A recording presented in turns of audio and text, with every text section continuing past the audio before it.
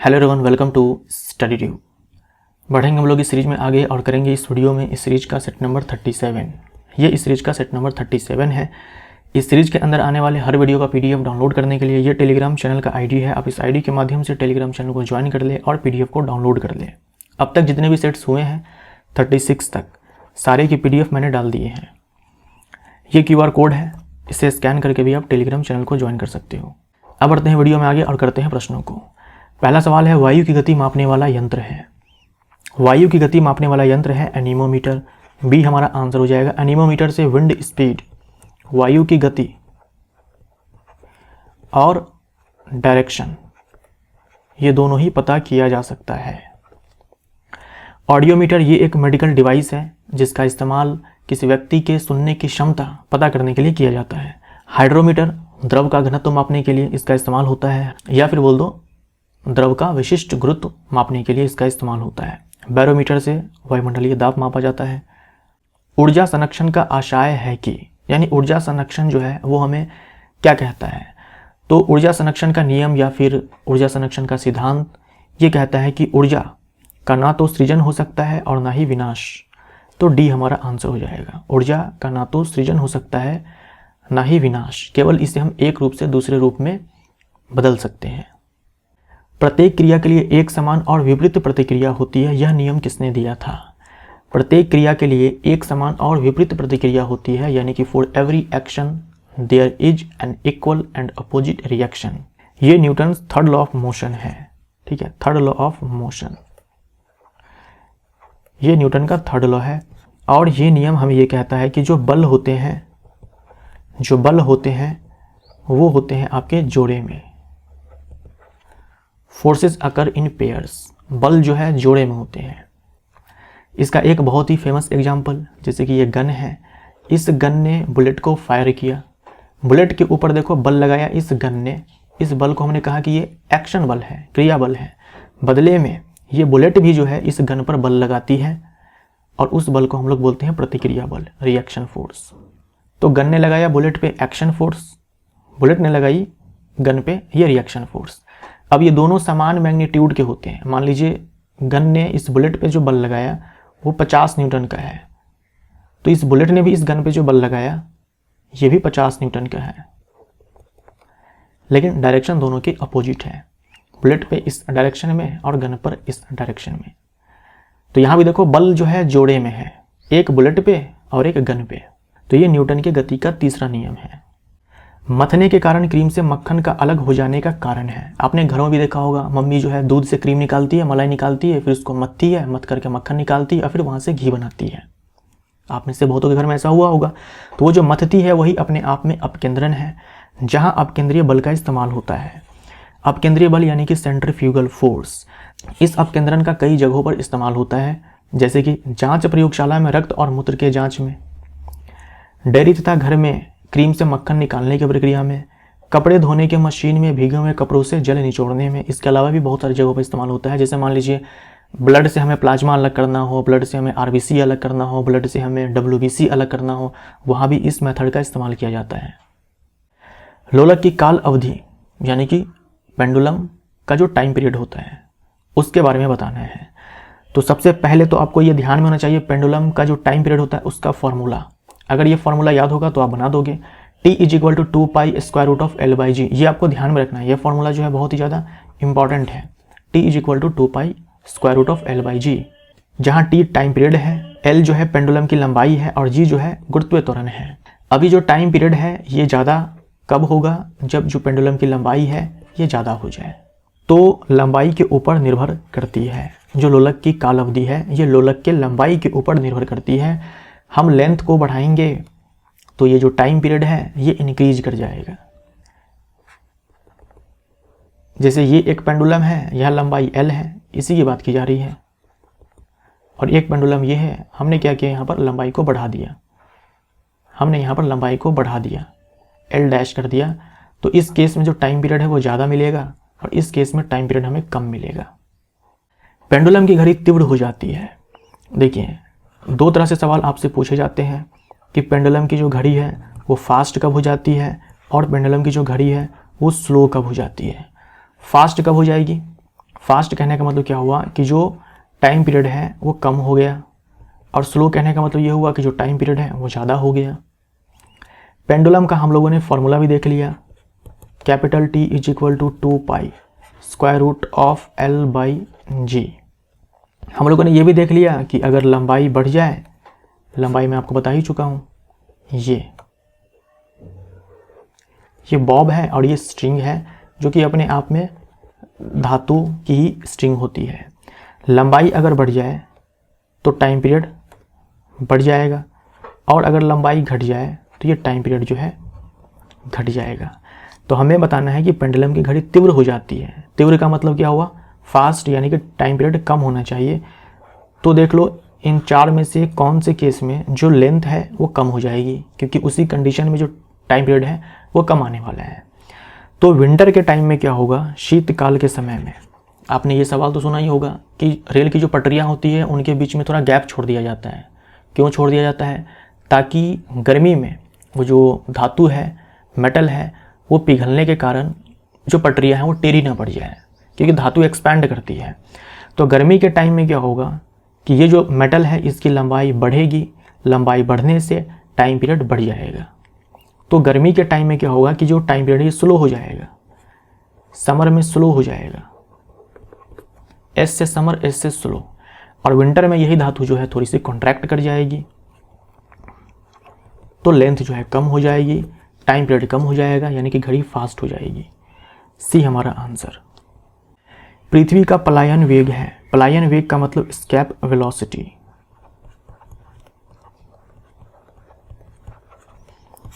क्या होता है पलायन वेग, वो न्यूनतम वेग जिससे अगर हम किसी वस्तु को पृथ्वी की सतह से फेंके तो कभी धरती पर लौट करके नहीं आएगा, उसी वेग को हम लोग बोलते हैं पलायन वेग। अब देखो पृथ्वी का जो पलायन वेग है वो है 11.2 किलोमीटर पर सेकेंड। ये वैल्यू है 11.2 किलोमीटर पर सेकेंड। अब इस स्पीड से ना आप किसी भी वस्तु को फेंकोगे, चाहे वो 1 किलोग्राम का हो, 2 किलोग्राम का हो, 10 किलोग्राम का हो, आपको इनिशियल स्पीड जो है ये दे देनी है 11.2 किलोमीटर पर सेकेंड। वो पृथ्वी का जो गुरुत्वाकर्षण खिंचाव है, ग्रेविटेशनल पुल है, उससे वो बाहर चली जाएगी वो वस्तु, और कभी भी धरती पर लौट करके नहीं आएगी। तो ये वैल्यू आपको ध्यान में रखना है, 11.2 किलोमीटर पर सेकेंड ये पृथ्वी का पलायन वेग है। इस स्पीड से अगर हम किसी भी वस्तु को फेंकेंगे ना धरती से, वो कभी भी धरती पर लौट करके नहीं आती है। और अगर फार्मूला बोल दें तो ये हमारा फार्मूला होता है, escape velocity is equal to square root of 2gm/r। देखो ये जो r है ये पृथ्वी की त्रिज्या है, g गुरुत्वाकर्षण नियतांक है, और m जो है कैपिटल M ये मास ऑफ अर्थ है। ठीक है, ये जो r है ये पृथ्वी की त्रिज्या है, और ये जो कैपिटल M है ये मास ऑफ अर्थ। याद रखिएगा, जिस वस्तु को हम फेंक रहे हैं ना उसका द्रव्यमान नहीं है ये कैपिटल M। जो पलायन वेग है वो वस्तु के द्रव्यमान पर निर्भर नहीं करता है। तो इस फॉर्मूले में जो m है ये पृथ्वी का द्रव्यमान है, और जो r है पृथ्वी की त्रिज्या है। तो एस्केप वेलोसिटी जो है 11.2 किलोमीटर पर सेकेंड होता है अर्थ के लिए। अलग अलग ग्रह के लिए ये मान जो है बदल जाएगा। तो 11.2 किलोमीटर पर सेकेंड। जिस तत्व के परमाणु में 2 प्रोटॉन, 2 न्यूट्रॉन और 2 इलेक्ट्रॉन हो, उस तत्व की द्रव्यमान संख्या कितनी होती है। तो 2 प्रोटॉन है, 2 न्यूट्रॉन है, 2 इलेक्ट्रॉन है। द्रव्यमान संख्या बराबर ये होती है न्यूट्रॉन की संख्या प्लस प्रोटॉन की संख्या। तो हमारे पास 2 न्यूट्रॉन है, 2 प्रोटॉन है, तो 4 हमारा आंसर। परमाणु जिनमें प्रोटॉन की संख्या समान परंतु न्यूट्रॉन की संख्या भिन्न भिन्न रहती है क्या कहलाते हैं। जैसे हाइड्रोजन के 3 समस्थानिक 1H1, 1H2, 1H3। ऊपर में जो नंबर आपको दिखाई दे रही है वो है द्रव्यमान संख्या, और नीचे वाली सारी नंबर जो है वो है परमाणु संख्या या फिर प्रोटॉन की संख्या। ऊपर वाले में से हम नीचे वाले को माइनस कर देंगे तो हमें मिल जाती है न्यूट्रॉन की संख्या। तो यहाँ पर न्यूट्रॉन संख्या 0, यहाँ पर 2 में से 1 गया तो 1, यहाँ पर 3 में से 1 गया तो 2। और ये सारे हैं क्या, आइसोटॉप्स, यानी कि समस्थानिक। समस्थानिक में देखो क्या हुआ, द्रव्यमान संख्या अलग अलग है लेकिन परमाणु संख्या या फिर प्रोटॉन की संख्या सबकी बराबर है, और न्यूट्रॉन की संख्या भी अलग अलग है। तो परमाणु संख्या सबकी बराबर है लेकिन द्रव्यमान संख्या अलग अलग हो जा रही है। क्यों, क्योंकि न्यूट्रॉन की संख्या अलग अलग है। तो समस्थानिक हमारा आंसर हो जाएगा। याद रखिएगा, जो समस्थानिक होते हैं आपके वो एक ही तत्व के अलग अलग परमाणु होते हैं, क्योंकि सबकी परमाणु संख्या तो एक ही है ना। जब तक परमाणु संख्या समान है तब तक वो एक ही तत्व के परमाणु कहलाएंगे। तो एक ही तत्व के परमाणु होते हैं तो परमाणु संख्या सबके बराबर होती है। द्रव्यमान संख्या अलग अलग होती है। क्यों अलग अलग होती है? क्योंकि न्यूट्रॉन की संख्या अलग अलग होती है। फॉस्फेटेज परीक्षण किसके विश्लेषण हेतु उपयोग में लाया जाता है? देखिए यहाँ पर फॉस्फेटेज है, ठीक है, ये फॉस्फेटेज है। एक फॉस्फेट होता है, फॉस्फेट टेस्ट भी होता है, लेकिन यहाँ फॉस्फेट टेस्ट के बारे में बात नहीं की जा रही है। फॉस्फेटेज जो कि अपने आप में एंजाइम है, इसी टेस्ट को हम लोग ALP भी बोलते हैं। ALP एंड टेक्नीशियन नहीं, अल्कलाइन फॉस्फेटेज इसका फुल फॉर्म है, अल्कलाइन फॉस्फेटेज यानी कि क्षारीय फॉस्फेटेज। तो ये जो परीक्षण है ये किया जाता है। देखो यहाँ पर दूध, चाय, पानी, मैं यहाँ पर उपरोक्त सभी आंसर दे रहा हूँ क्योंकि ये MPPCS का पूछा हुआ सवाल है, जहाँ उन्होंने आंसर D दिया। दूध, चाय, पानी, इन सभी के विश्लेषण के लिए जो है फॉस्फेटेज टेस्ट किया जाता है, लेकिन मेनली ये फेमस है मिल्क के लिए। मेनली मिल्क के लिए ही इस्तेमाल होता है। मिल्क में ना फॉस्फेटेज एंजाइम होता है जो कि टूट जाता है, डिस्ट्रॉय हो जाता है, ख़त्म हो जाता है जब उसका पास्चुराइजेशन किया जाता है। जब दूध का पास्चुराइजेशन किया जाता है जिस तापमान पर, उस तापमान पर ये जो फॉस्फेटेज एंजाइम है ये नष्ट हो जाता है। तो अगर ये चेक करना है कि दूध जो है अच्छे से पास्चुराइज हुआ है या नहीं हुआ है, तो हम चेक कर लेंगे कि उसमें फॉस्फेटेज एंजाइम जो है या नहीं है। अगर नहीं है तो पास्चुराइजेशन हो चुका है अच्छे से। अगर मान लो फॉस्फेटेज एंजाइम दिख रहा है, इसका मतलब पास्चुराइजेशन नहीं हुआ है सही से, क्योंकि अगर हुआ होता सही से तो ये फॉस्फेटेज एंजाइम जो है नष्ट हो चुका होता। तो मेनली इसके लिए ये जो टेस्ट है किया जाता है कि जो दूध है वो अच्छे से पास्चुराइज हुआ है या नहीं। मैं यहाँ पर आंसर उपरोक्त सभी दे रहा हूँ। मान लीजिए कभी ऐसा हो कि 4 विकल्प में से किसी एक के साथ जाना हो तो आप हमेशा दूध के साथ जाएंगे, ठीक है। निम्न में कौन कोलाइड नहीं है? मिश्रण 3 प्रकार के होते हैं, विलयन, कोलाइड, निलंबन। ये सारे जो होते हैं ये आपके कोलाइड हैं। कोलाइड के बारे में मैं आपको ऑलरेडी सारा कुछ बता चुका हूँ। कोलाइड जो होते हैं वो टिंडल प्रभाव को दिखाते हैं। कोलाइड जो होते हैं विषमांगी मिश्रण होते हैं। शहद जो है ये वास्तविक विलयन है, ठीक है, ये आपका सॉल्यूशन है। सॉल्यूशन जो होता है वो समांगी मिश्रण होता है और ये टिंडल प्रभाव को भी नहीं दिखाता है। खीरे को काटकर यदि नमक डाला जाता है तो निम्न में से किसके कारण पानी निकलता है? देखिए खीरे में जो है 90% से ज़्यादा पानी होता है, यानी खीरे के कोशिका में जो है पानी बहुत ज़्यादा है। तो जैसे हम खीरा को काटते हैं तो पानी आप देखते हो कि निकलता है, तो वो तो निकलता है सेल के डैमेज हो जाने के कारण, क्योंकि सेल में बहुत सारा पानी है तो पानी बाहर निकलता है।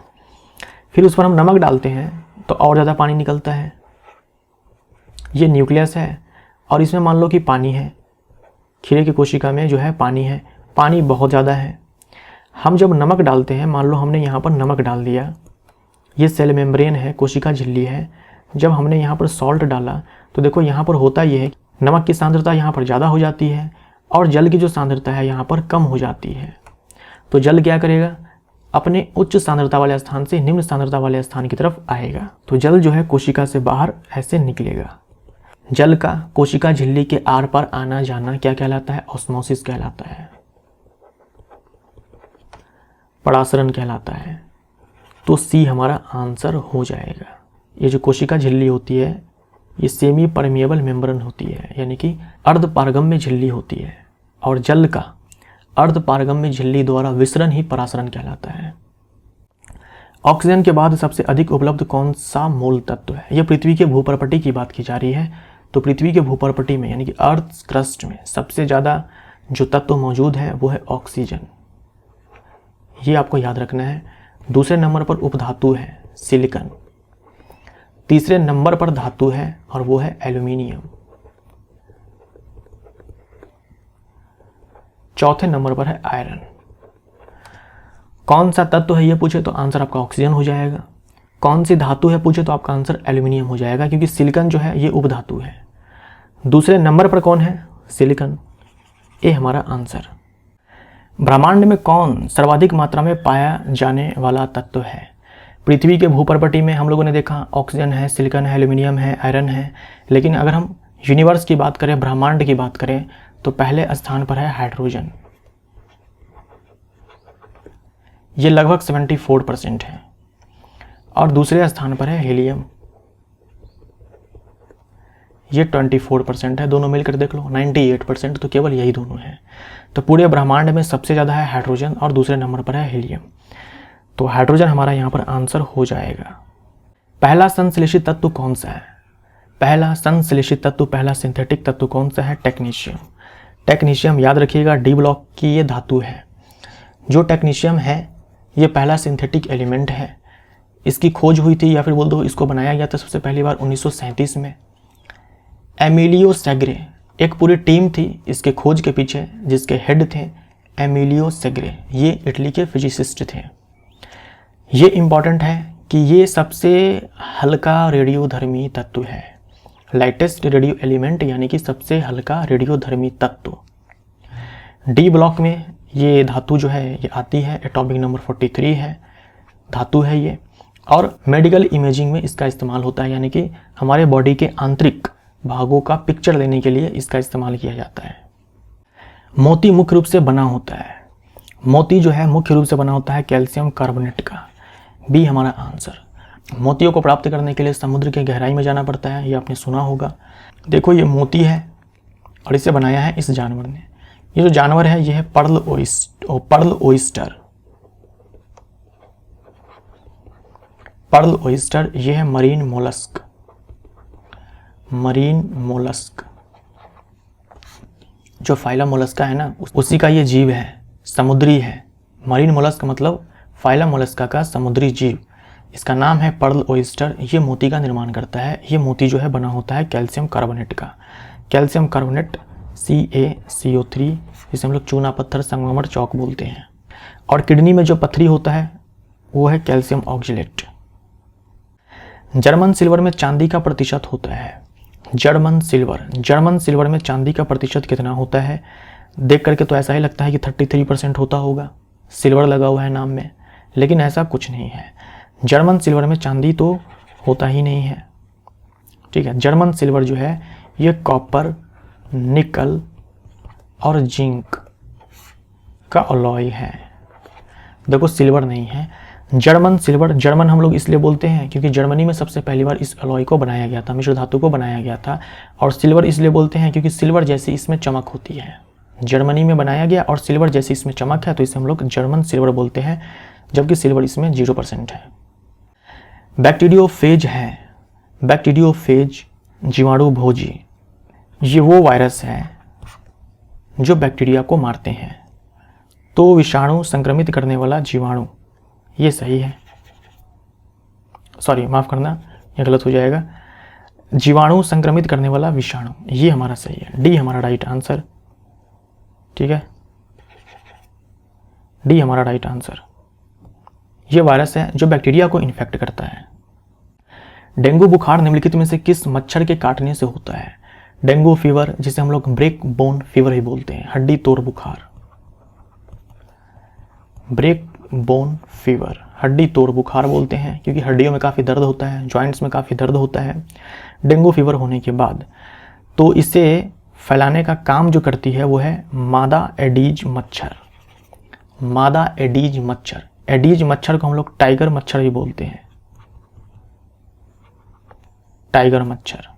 ये जो एनोफ्लीज मच्छर है, मादा एनोफ्लीज मच्छर, ये मलेरिया की वाहक है। और क्यूलेक्स जो है ये फाइलेरिया की वाहक है, फाइलेरिया। पीला बुखार निम्नलिखित में से किसके द्वारा फैलता है? देखिए जो एडीज मस्क्यूटो है ना, Aedes mosquito, female Aedes mosquito, इसके कारण डेंगू, पीला बुखार, जीका बुखार, चिकनगुनिया, ये सारे जो बुखार हैं ये फैलते हैं इसी मच्छर के काटने से, एडीज मस्क्यूटो के काटने से। इसी को हम लोग टाइगर मच्छर भी बोलते हैं, टाइगर मस्क्यूटो भी बोलते हैं। तो एडीज मच्छर हमारा आंसर हो जाएगा। निम्नलिखित रोगों में से कौन सा टाइगर मच्छरों द्वारा संचालित नहीं होता है? टाइगर मच्छर, मैंने आपसे कहा कि जो एडीज मस्क्यूटो है उसी को हम लोग बोलते हैं, उसी को हम लोग टाइगर मस्क्यूटो बोलते हैं। तो पीला ज्वर, डेंगू, चिकनगुनिया, ये सारे जो है फैलाते हैं टाइगर मस्क्यूटो। जापानी एन्सेफ्लाइटिस और एक याद रखो आप फाइलेरिया, इन दोनों के वाहक है Culex, Culex mosquito, Culex mosquito. Insulin के संदर्भ में कौन सा एक असत्य है? हमें इंसुलिन के बारे में बताना है। यह जिंक धातु युक्त पेप्टाइड हार्मोन है। देखिए एंजाइम जो होते हैं, एंजाइम मेनली प्रोटीन होते हैं, लेकिन जो हार्मोन है वो प्रोटीन से भी बने हो सकते हैं और लिपिड से भी बने हो सकते हैं। लेकिन जो इंसुलिन हार्मोन है ये प्रोटीन से बना हुआ हार्मोन है और इसमें जिंक धातु भी होती है। तो ये तो सही है, यह जिंक धातु युक्त वसीय हार्मोन है, यानी कि लिपिड से बना हुआ है, ये गलत हो जाएगा। तो बी आंसर। यह अग्नाशय में उत्पन्न होता है, सही है। जो इंसुलिन हार्मोन है ये बनाती है बीटा कोशिका। बीटा कोशिका कहाँ? पैनक्रियाज की, पैनक्रियाज की बीटा कोशिका। यह अग्नाशय के आइलेट्स ऑफ लैंगरहैंस द्वारा स्रावित होती है। जो पैनक्रियाज है वो मिश्रित ग्रंथि है, यानी उसमें अंतःस्रावी भाग भी है, बहिर्स्रावी भाग भी है। जो अंतःस्रावी वाला भाग है, क्योंकि हार्मोन बनाने का काम तो अंतःस्रावी भाग ही करता है, तो उसे हम लोग बोलते हैं आइलेट्स ऑफ लैंगरहैंस। इसी की बीटा कोशिका जो है इंसुलिन हार्मोन बनाती है। ठीक है, ये जो आइलेट्स ऑफ लैंगरहैंस है ये एंडोक्राइन पार्ट है, एंडोक्राइन पार्ट है। मानव शरीर में इंसुलिन किसका चयापचय यानी कि मेटाबॉलिज्म नियंत्रित करता है? देखिए इतना तो आप जानते ही हैं कि जो इंसुलिन है ये ग्लूकोज को ग्लाइकोजन में कन्वर्ट करता है। ये चीज़ तो आप जानते ही हैं। ग्लूकोज क्या है? कार्बोहाइड्रेट है। ग्लाइकोजन में ग्लूकोज को कन्वर्ट करता है हमारे लीवर और मसल में। ग्लाइकोजन को हम लोग एनिमल स्टार्च बोलते हैं। उसके बाद याद रखिएगा आप, ये जो है इंसुलिन ये प्रोटीन सिंथेसिस भी करवाता है। इतना ही नहीं, फैट सिंथेसिस भी करवाता है। प्रोटीन को बनवाएगा, संश्लेषित करवाएगा, टूटने से बचाएगा। फैट को बनवाएगा, टूटने से बचाएगा। ठीक है, तो हम बोल सकते हैं कि ये कार्बोहाइड्रेट, प्रोटीन और फैट तीनों के मेटाबॉलिज्म को रेगुलेट करता है। तो इनमें से सभी सारे सवाल जो है ना, जो भी आपने देखा है वो सारे सवाल जो है पीसीएस के एग्जाम में पूछे हुए हैं। किसी न किसी पीसीएस के एग्जाम में, चाहे वो बिहार हो, एमपी हो, अदर स्टेट हो, हर सवाल जो है किसी न किसी पीसीएस एग्जाम में पूछा हुआ है। निम्न में से कौन सा एक गलत सुमेलित है? गलत सुमेलित बताना है। इंसुलिन में जस्ता धातु होती है, थायरोक्सिन में आयोडीन होता है, रक्त का थक्का बनाने में कैल्शियम खनिज चाहिए, सही है। हीमोग्लोबिन में तांबा होता है, हीमोग्लोबिन में लोहा होता है ना, आयरन। तो ये गलत सुमेलित है। निम्न में से कौन सा एक गलत सुमेलित है? विटामिन B12 में कॉपर होता है, जो कि गलत है, यही हमारा आंसर हो जाएगा। B12 में कोबाल्ट होता है, कोबाल्ट। इसका रासायनिक नाम ही होता है सियानोकोबालामीन, उसमें कोबाल्ट धातु होती है। क्लोरोफिल में मैग्नीशियम होता है, सही है। हीमोग्लोबिन में लोहा होता है, सही है। रक्त का थक्का बनाने में विटामिन के सहायक है, ये भी सही है। तो ये हमारा सेट नंबर 37 यहाँ पर समाप्त होता है। Thank you so much.